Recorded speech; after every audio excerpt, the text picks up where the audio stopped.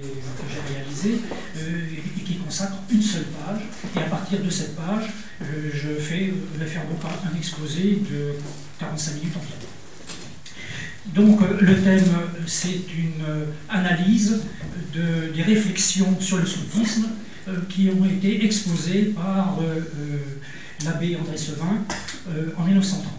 À partir de là, je me suis livré à une analyse, une approche critique et à des comparaisons.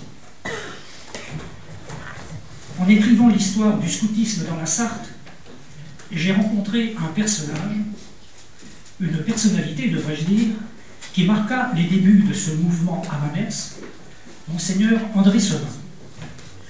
Je dois préciser qu'il n'avait aucun lien de parenté avec un homonyme, un autre prêtre d'ailleurs, le père Jacques Sevin, cofondateur avec l'abbé Cornette de l'Association fédérative des scouts de France le 25 juillet 1920. Je sais que plusieurs personnes présentes dans cette salle ont connu l'abbé Sevin. En espérant ne pas trahir leur souvenir, je me propose de rappeler à grands traits, dans une première partie, quelles ont été les étapes de la vie de ce prêtre.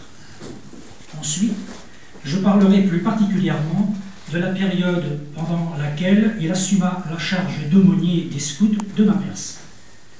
Son expérience dans ce domaine le conduisit à formuler son point de vue dans deux ouvrages. L'un, Réflexions sur le scoutisme. Malheureusement, je ne peux pas vous présenter l'ouvrage en tant que tel, il est très difficile à se procurer, je n'en ai qu'une photocopie. Mais je sais déjà qu'il y a des gens qui sont intéressés pour éventuellement se procurer l'ensemble des 72 pages. Donc c'est une brochure de 72 pages parue en 1930. L'autre, intitulée « Si c'était à refaire », a été publié en 1968. Et dans cet ouvrage, il consacrait 4 pages seulement au scoutisme. Enfin, dans un troisième temps, je tenterai de faire le lien entre hier et aujourd'hui, en mettant en regard ces réflexions avec des situations actuelles qui, près de 80 années séparent. Pour résumer l'existence dynamique d'André Sevin en quelques mots, je reprendrai le titre du mémoire de maîtrise soutenu à l'Université du Maine par Cédric Paulin en 1998, un prêtre intellectuel engagé dans son siècle.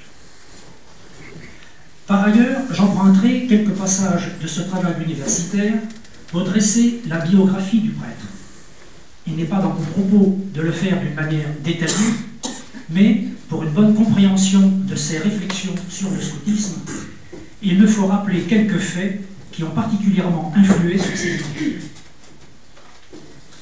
Né au Mans en 1896, il entre à l'institution Notre-Dame de la Flèche en octobre 1910.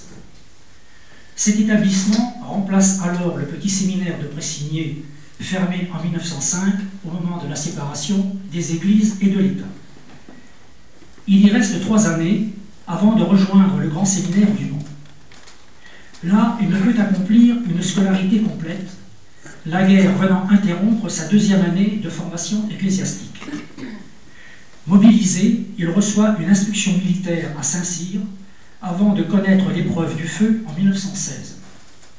Il termine la guerre avec le grade de sous-lieutenant.